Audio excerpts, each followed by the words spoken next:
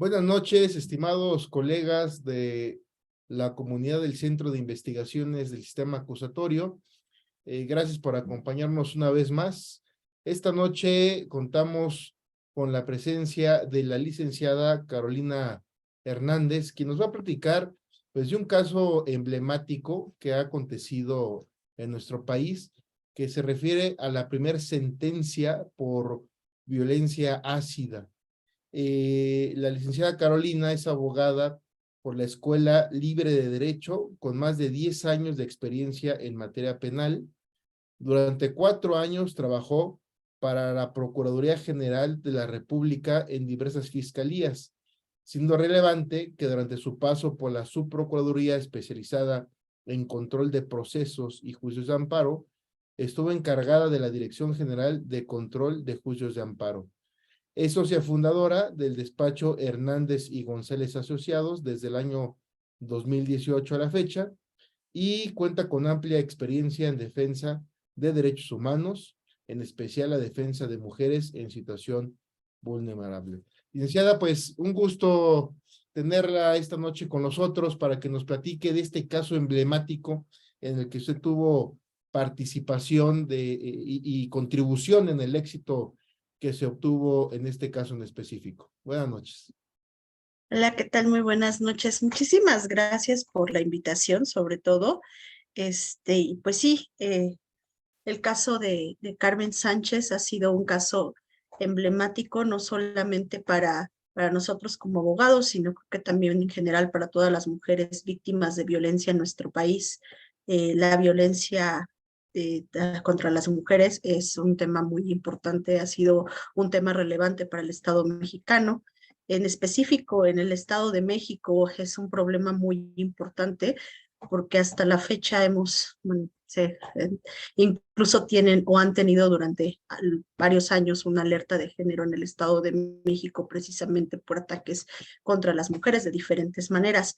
Lamentablemente en nuestro país la violencia química, la violencia ácida, ha sido un tema que no le hemos dado importancia. De hecho, se conocen muy pocos casos y no es porque no existan tantos casos, sino porque realmente las mujeres no han tenido la atención, simple y sencillamente muchas veces llegan al hospital o a la agencia de Ministerio Público y estos casos son catalogados como lesiones, ni siquiera son catalogados como homicidio en grado de tentativa, sino que el Ministerio Público dice se trata de lesiones que tardan en curar incluso hasta menos de 60 días, lo cual se me hace gravísimo porque estamos incluso ante lesiones que tardan en cicatrizar y que dejan una huella y una marca importante en las personas, no solamente a nivel físico, sino también a nivel psicológico.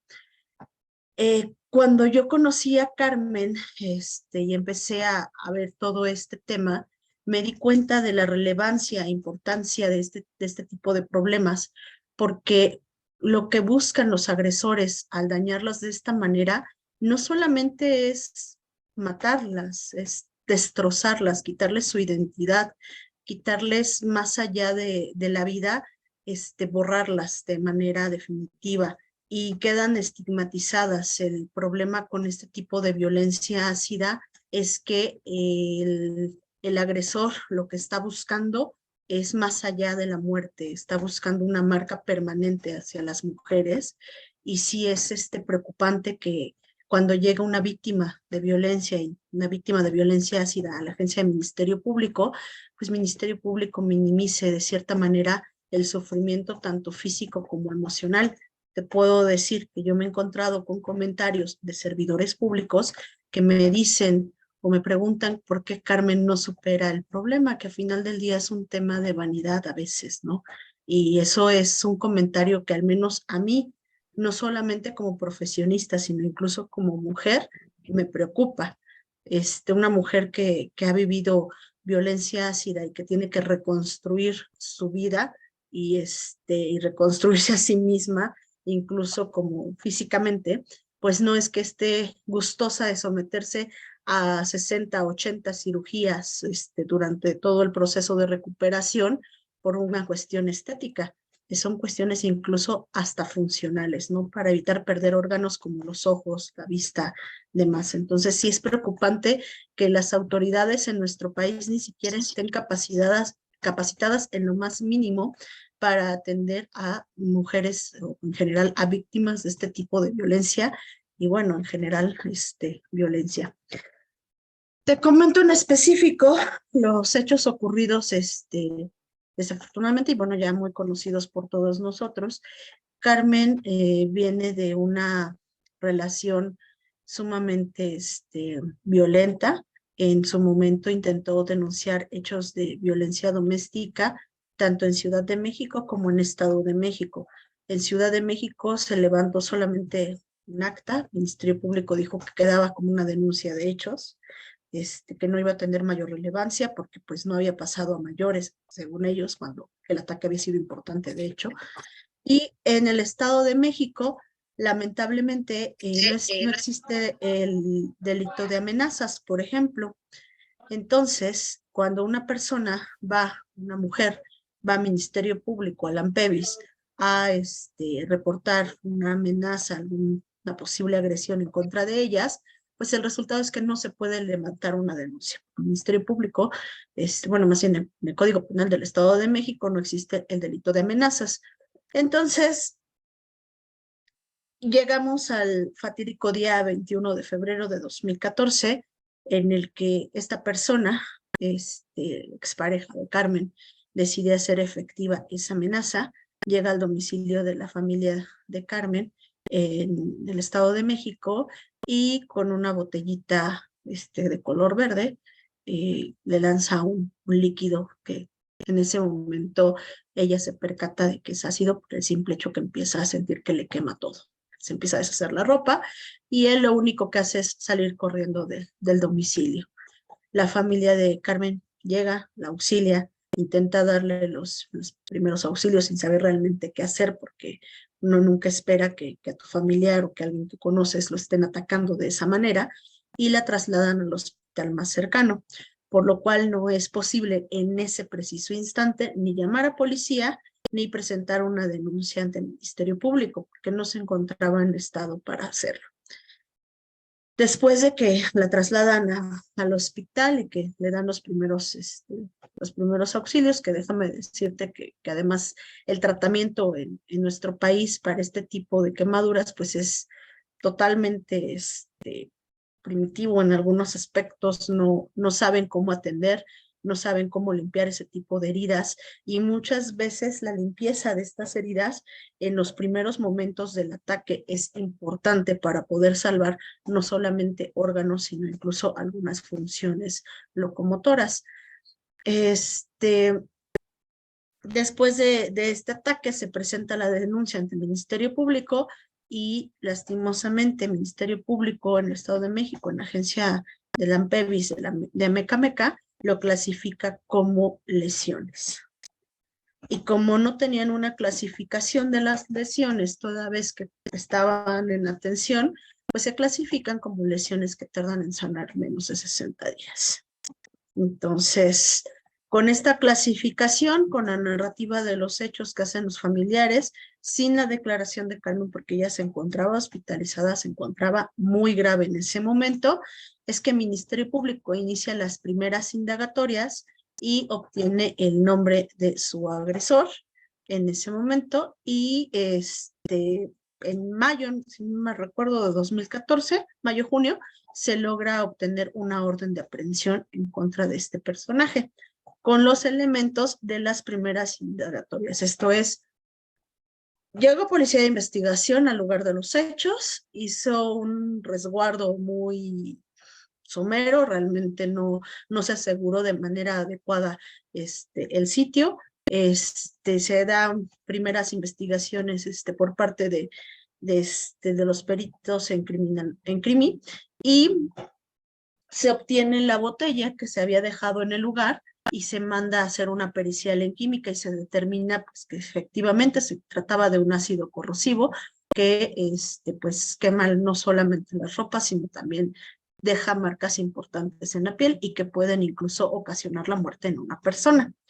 Con estas investigaciones se obtiene la orden de aprehensión y lo que hace el Ministerio Público, por lo general, con cualquier otro asunto con el cual no se cuenta con una asesoría jurídica por parte de la víctima, pues se le dejó en el limbo jurídico. O sea, no se hicieron más investigaciones, no se realizó mayor investigación por parte del Ministerio Público o Policía de Investigación.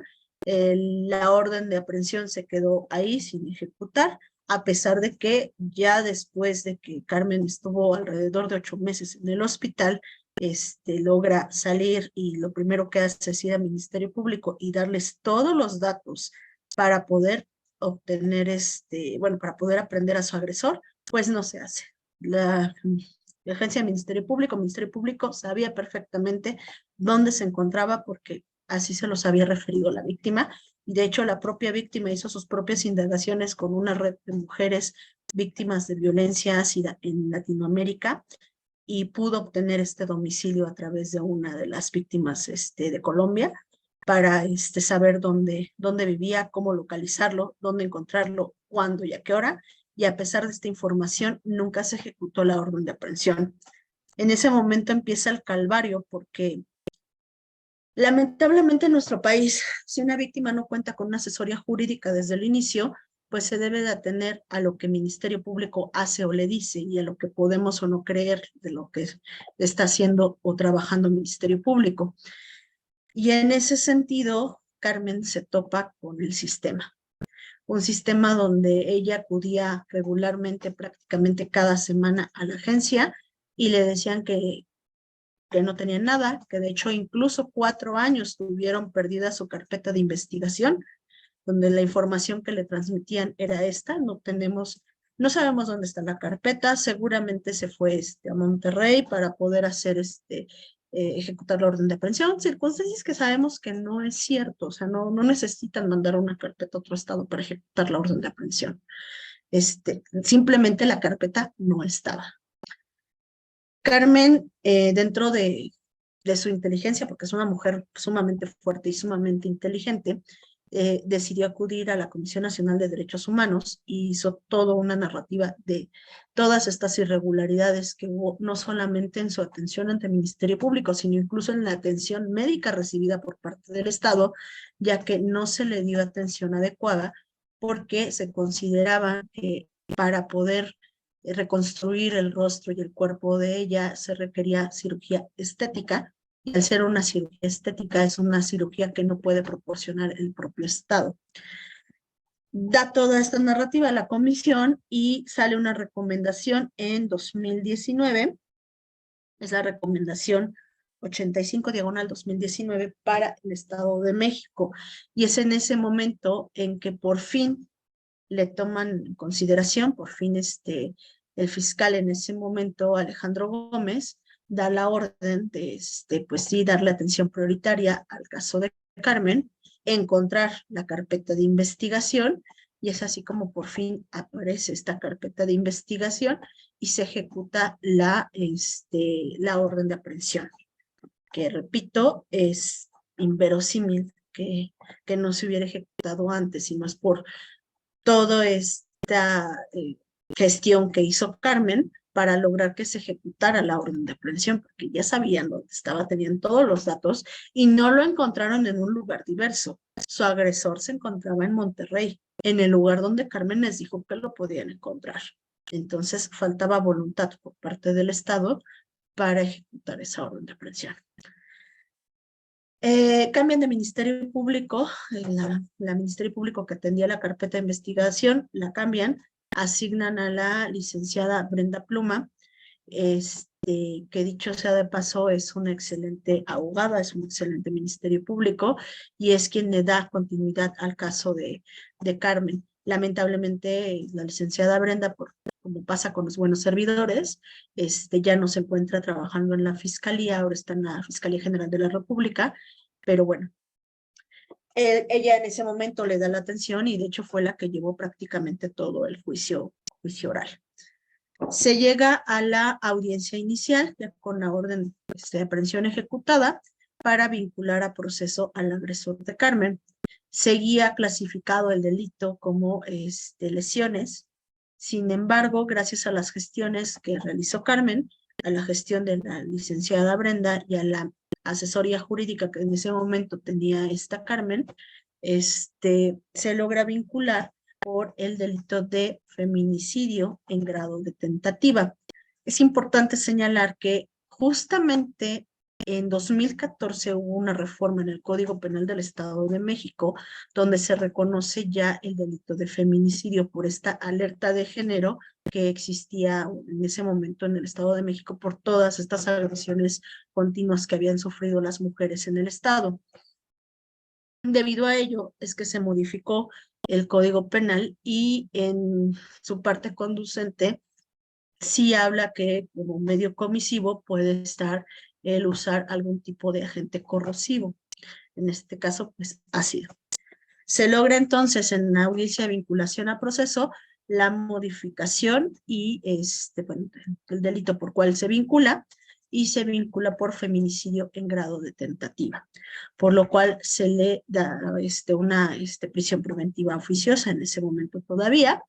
Él recurre la resolución, se va a juicio de amparo, alega su defensa en ese punto que precisamente el tema de que la orden de aprehensión había sido expedida en su momento por un delito diverso y que ya en la vinculación, cuando se ejecuta esta orden de aprehensión, es que se da el cambio de del delito.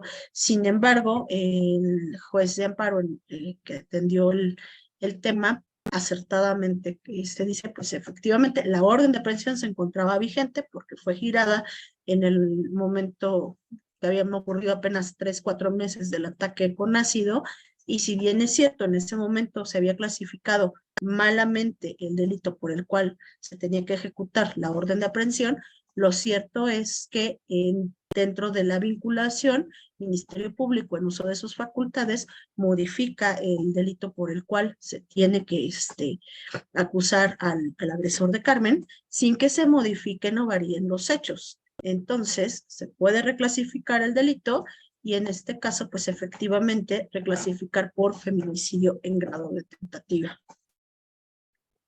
Y bueno, etapa intermedia, pasamos a etapa intermedia del proceso. Se ofrecen diversos medios de prueba por parte de la Fiscalía.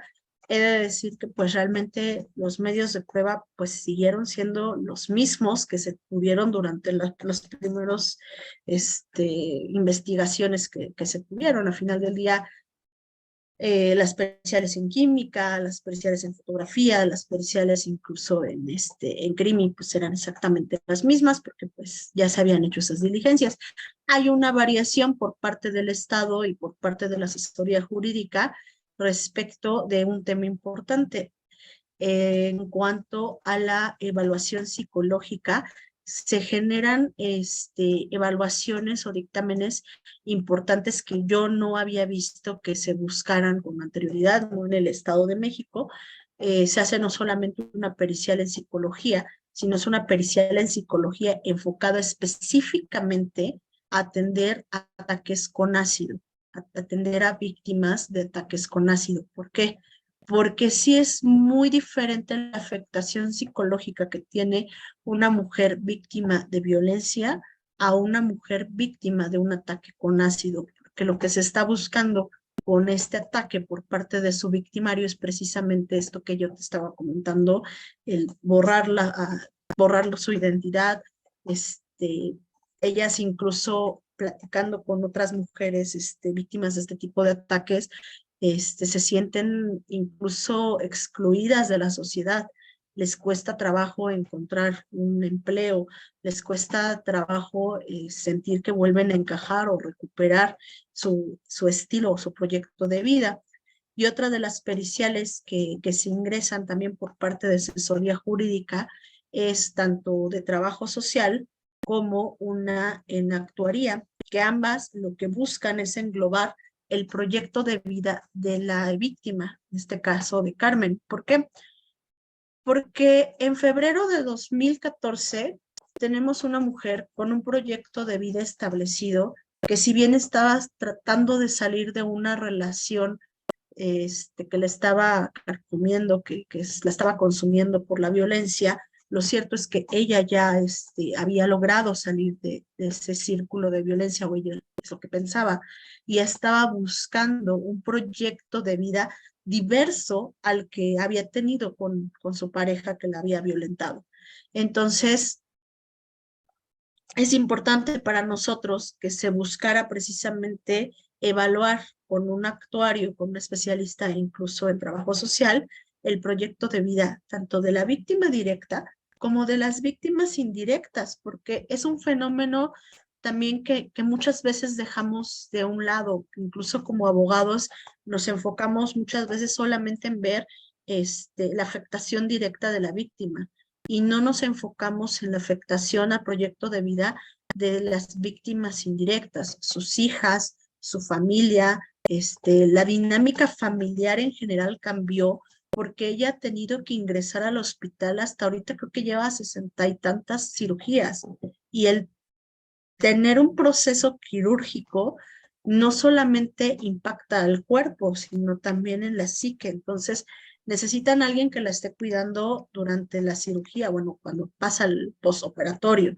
Necesita cuidados especiales y ella misma pues no puede trabajar esos días porque al final del día es un proceso quirúrgico. Entonces, todo el proyecto de vida, no solamente de la víctima, sino de las víctimas indirectas, cambia y lamentablemente es algo que el Estado o los juzgadores no están entendiendo.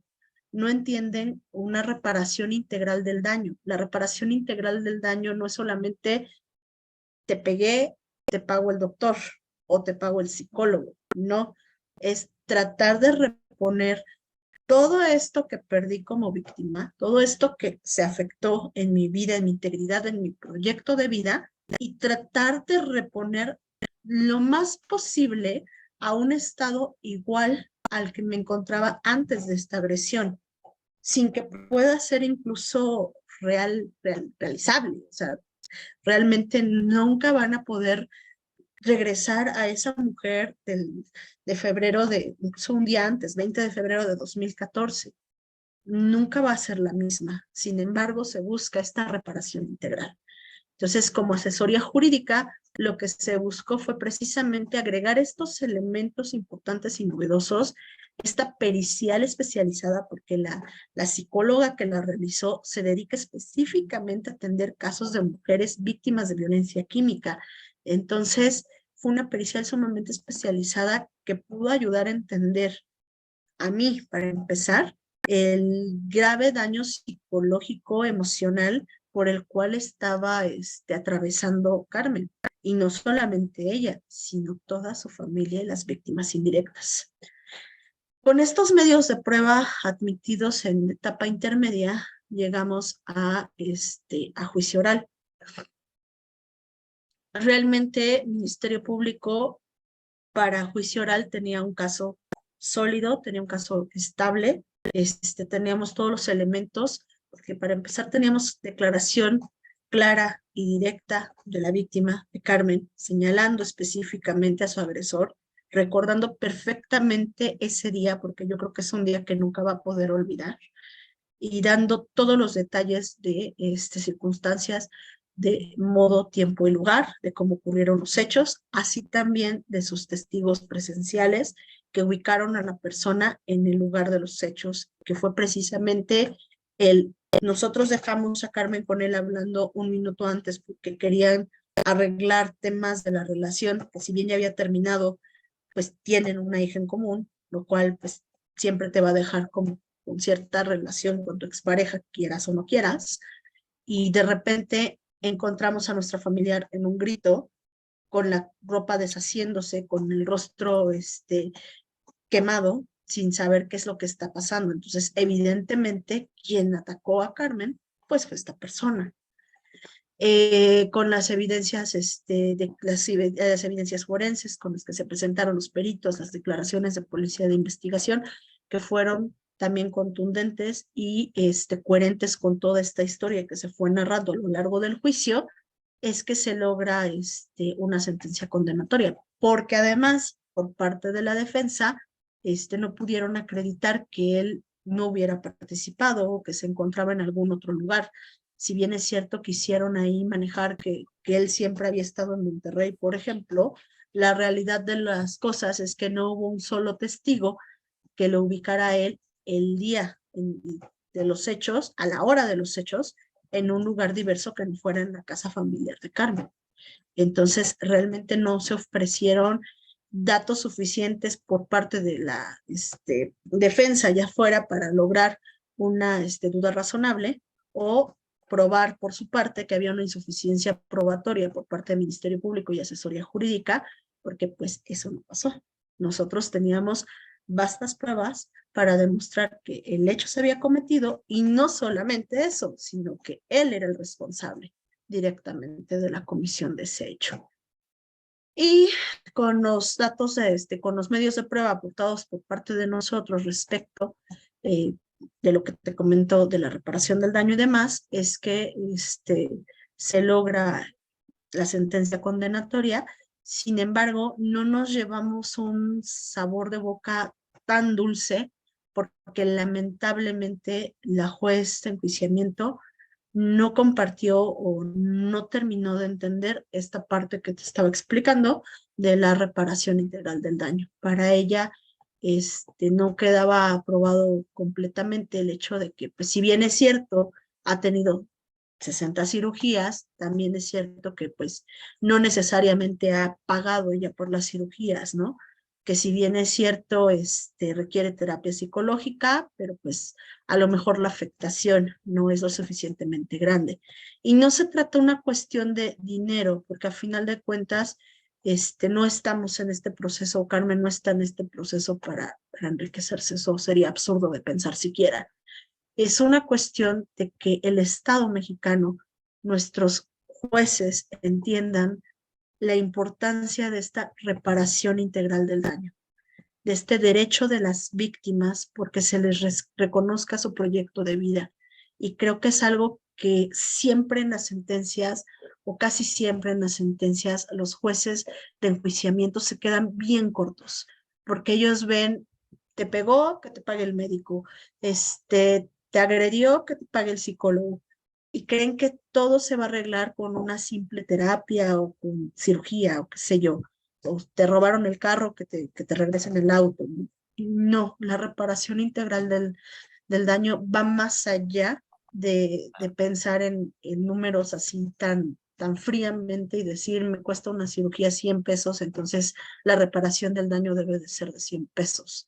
No, creo que sí es importante para nosotros como abogados empezar a pelear por esta reparación integral y empezar a hacerles ver a los jueces que el proyecto de vida de las personas se ve afectado cuando existe un hecho, un delito que nos saca totalmente de nuestra cotidianidad. O sea, si nosotros teníamos un estilo de vida y ya no podemos seguir con ese estilo de vida por miedo, por las lesiones que se sufrieron, por las circunstancias propias del delito por el cual estamos pasando, por el cual atravesamos, sí es importante que se vea que hay una afectación a este proyecto de vida y con base en eso se dicte una sentencia y se cuantifique una reparación del daño.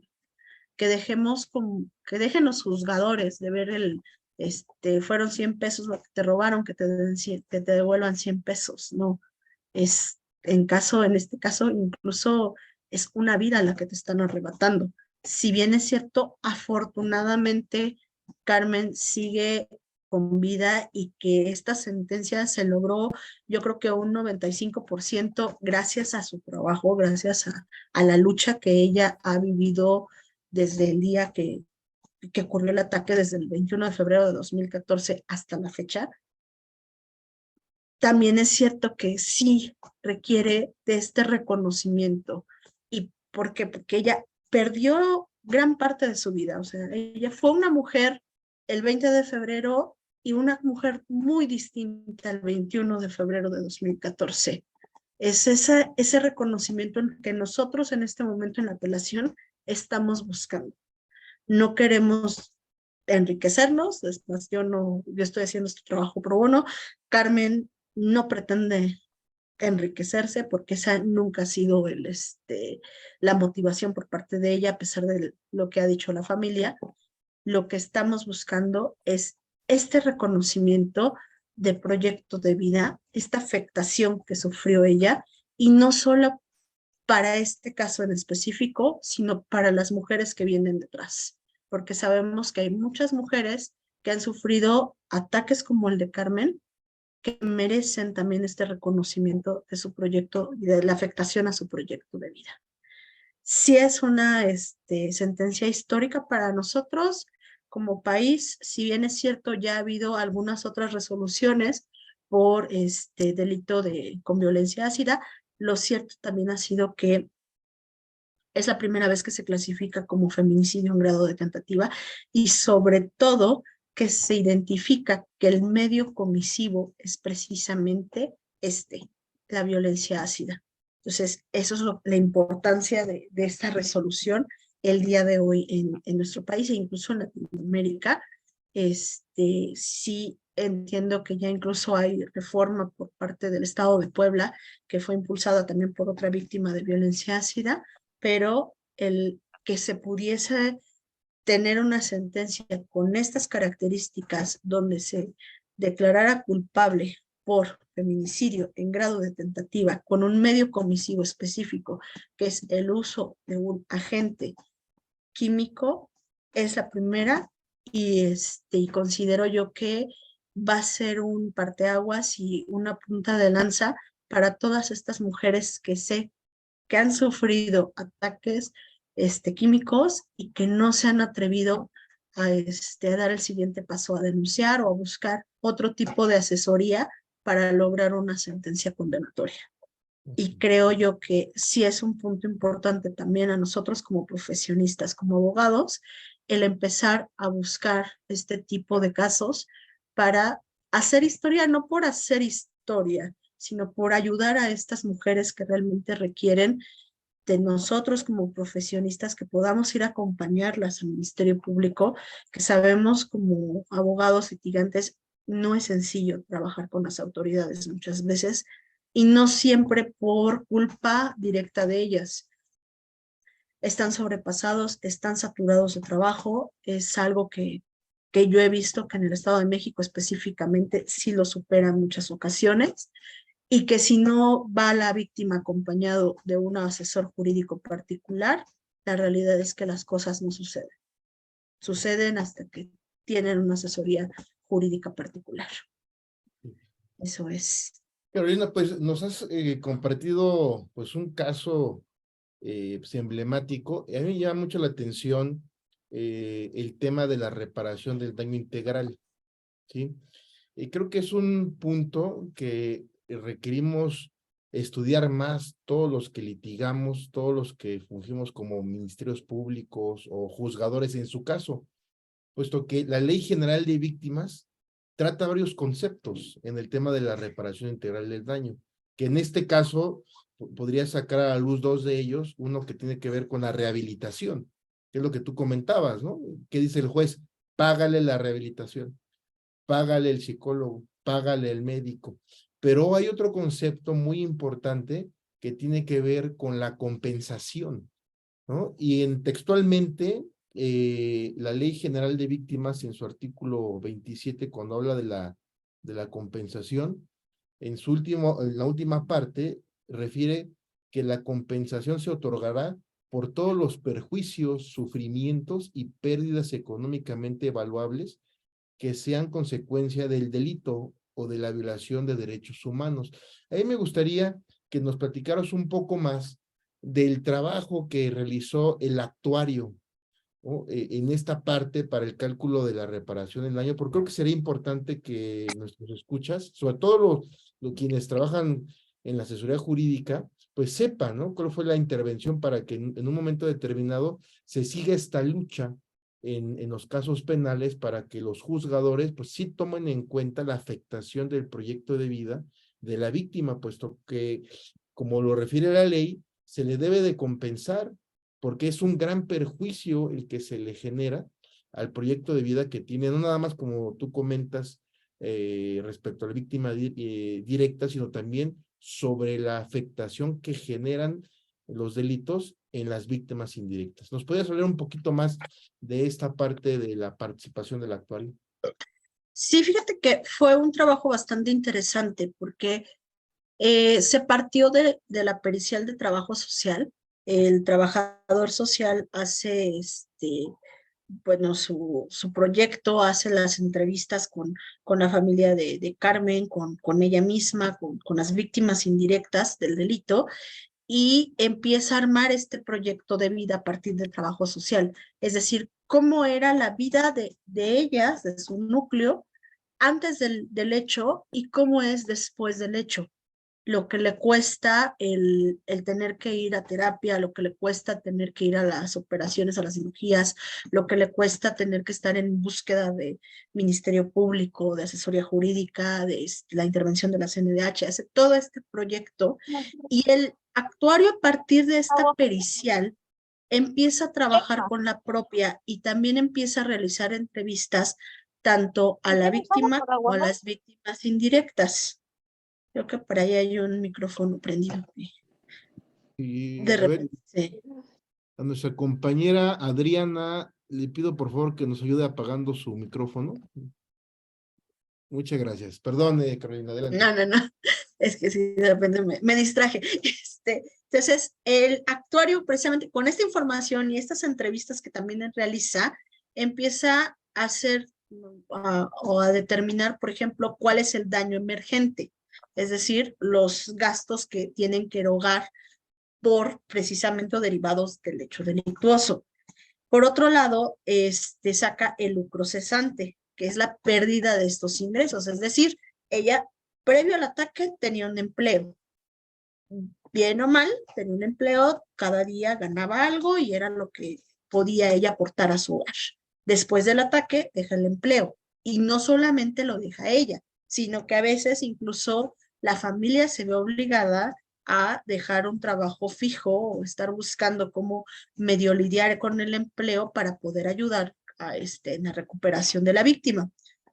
Daño moral, que es esta parte de la rehabilitación, el incremento de los gastos, las adecuaciones que tiene que realizar a su vida, a su proyecto, y que pues no estaban contemplados, porque evidentemente es un gasto extra. Y el daño al proyecto de vida. Esto es justamente el truncamiento de sus aspiraciones, de sus proyectos, de sus sueños. Si ella pensaba estudiar una carrera o si estaba pensando en apoyar a sus hijos a entrar a cierta universidad, pues ese proyecto se ve totalmente afectado.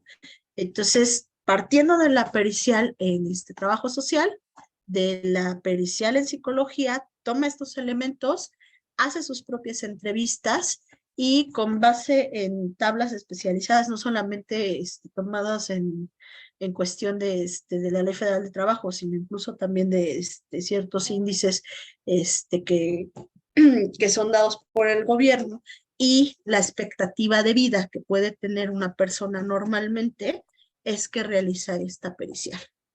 Entonces, sí es algo que es muy importante. Yo la verdad no lo habría pensado antes, soy honesta, hasta que llegamos a este caso. O sea, sí había pensado en las periciales de siempre, ya sabes, psicología, trabajo social, pero en actuaría en específico para mí fue un parteaguas como asesoría jurídica para empezar a ver cómo cuantificar este proyecto de vida.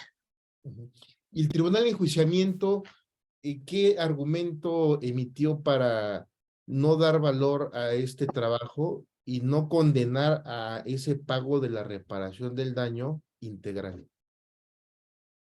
Fíjate que fue muy desafortunado su comentario porque realmente no dio una fundamentación o motivación adecuada, que digo, a mí me sirve para la apelación evidentemente, pero fue muy desafortunado porque el Tribunal de Enjuiciamiento me dice, es que las cantidades que me da el actuario no corresponden a lo que me dice la psicóloga que cuesta ir con ella, o no corresponde o no me correspondía lo que me dijo la doctora que le costaba las operaciones.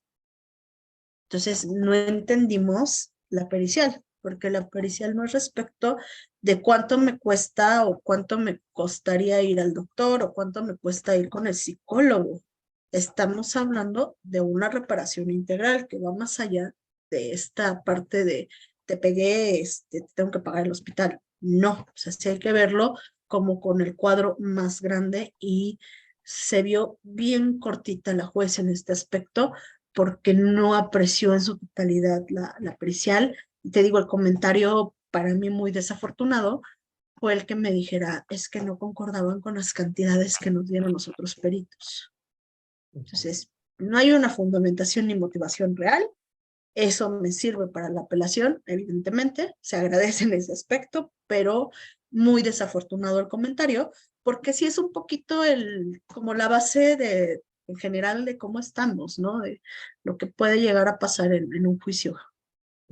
¿Tú recomendarías a los asesores jurídicos públicos y privados que se realizara esta intervención de un actuario para el cálculo del pago de la reparación del daño? Yo creo que sí, porque ve aspectos, ve el cuadro completo. O sea, el trabajador social está muy enfocado en cuánto me cuesta. O sea, ya ocurrió un hecho, ¿cuánto me cuesta a mí en general ese hecho? Ir al psicólogo, el buscar asesoría, o sea, el día a día, ¿cuánto me cuesta? Y yo creo que un punto importante que establece el actuario aquí es daño al proyecto de vida y es esta integración de todos los gastos en general con base en la edad que se tenía al momento de sufrir el hecho y una proyección de una perspectiva de cuánto tiempo voy a vivir, ¿no? O sea, suponiendo que la media de una mujer es llegar en nuestro país, vivir 80 años, entonces así manejamos el cálculo porque no es nada más el hecho, o sea, no es lo que ocurrió hoy, a lo mejor de aquí a que me recupero, sino es de aquí a que me muero. ¿Por qué? Porque cambió mi proyecto y mi estilo de vida. ¿Qué le recomendarías a nuestros juzgadores en relación con los criterios que ellos toman para condenar al pago de la reparación del daño? Creo que hay que ser un poco más abiertos. Muchas veces tenemos este sesgo, pensar que ellos piensan que una reparación integral del daño es el mandar a psicólogo, el mandar a terapias y a lo mejor un poquito el tema del daño moral, ¿no? De qué la afectación que estoy sintiendo. Creo que es importante ver el cuadro completo y empezar a plantearse que estas periciales en actuaría y el estar pensando en este proyecto o en esta afectación al proyecto de vida, sí es un tema importante para la reparación integral del daño. Y creo que deben de estar un poquito más abiertos y sobre todo porque no es algo, o sea, si te das cuenta, tú acabas de leer el artículo, realmente no es algo novedoso, es algo que está, pero que a lo mejor no lo estamos viendo o no lo estamos cuantificando de manera adecuada. Yo diría más bien el hecho de aplicar de manera adecuada la ley, los preceptos que ya tenemos, ¿no? Entonces, y hacernos de estas herramientas. Entonces, si tienes un asesor jurídico que ya te está llevando el cómo y el cuánto con un actuario, pues no restar valor probatorio a su pericial. A lo mejor decir es que me estás pidiendo una millonada, ¿no? Y pensando como Estado, es que si esta persona no te paga lo que tú estás pidiendo porque no tiene, el que va a acabar pagando, si ya se inscribió en el fondo para víctimas, pues va a ser el Estado, ¿no? Pero pues también esos pagos ya están topados, entonces más bien reconoce esta reparación integral, reconoce esta afectación al proyecto de vida sin importarte si es muy elevado o no. E incluso no tienes que decirme, te voy a pagar o voy a condenar para lo que me estás pidiendo, ¿no?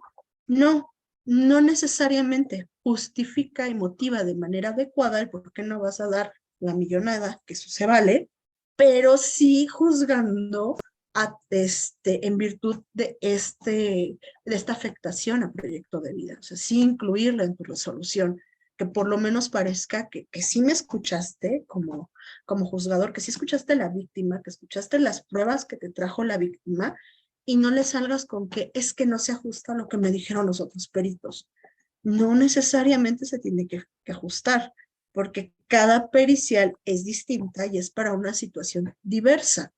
Que le preguntemos al psicólogo o al perito en psicología, oye, ¿cuánto me cuesta un tratamiento?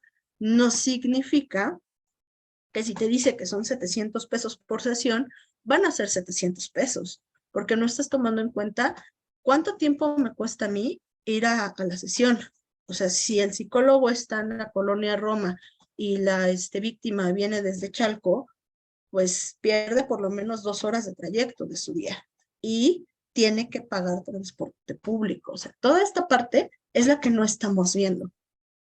Y creo que sí es importante por parte del juzgador que empiecen a ver el cuadro completo, sobre todo si se le dan las herramientas. Si te estoy llevando un punto en actuaría que te están diciendo el ABC del por qué tiene que ser así, pues sigue ese ABC y no desvirtúe simplemente porque no coinciden las cantidades a mi perito.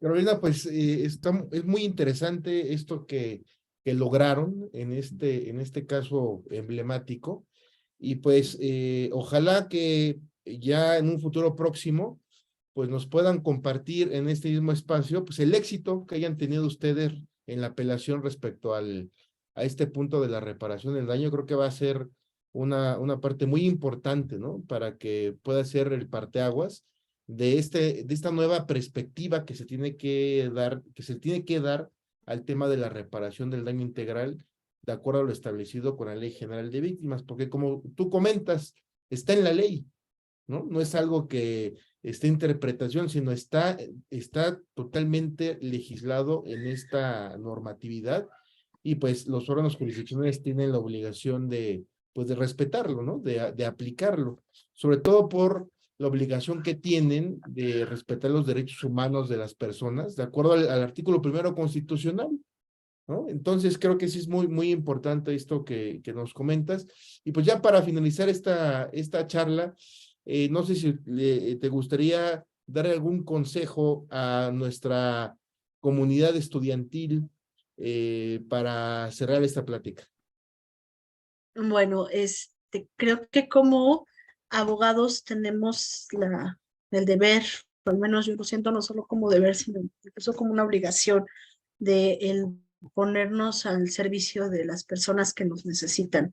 Yo estudié Derecho para ayudar a las personas y creo que si alguna vez tenemos la oportunidad de ayudar a alguien y cambiar, aunque sea un poquito, su vida, no dejen de hacerlo.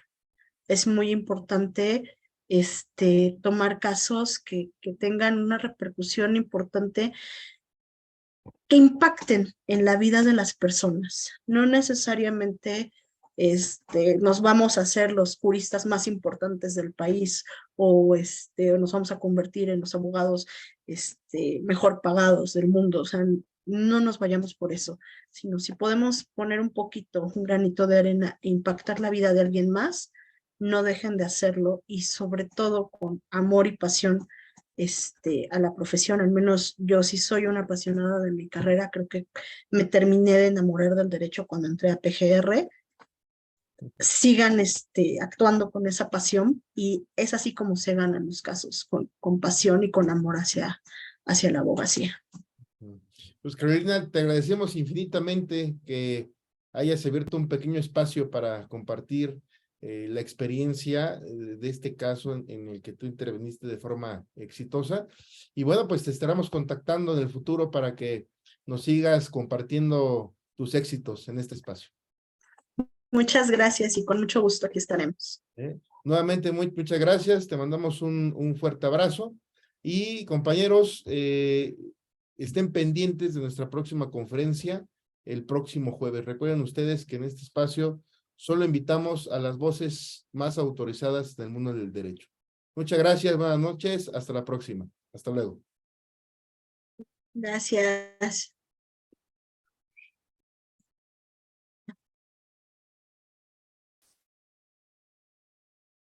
Ok.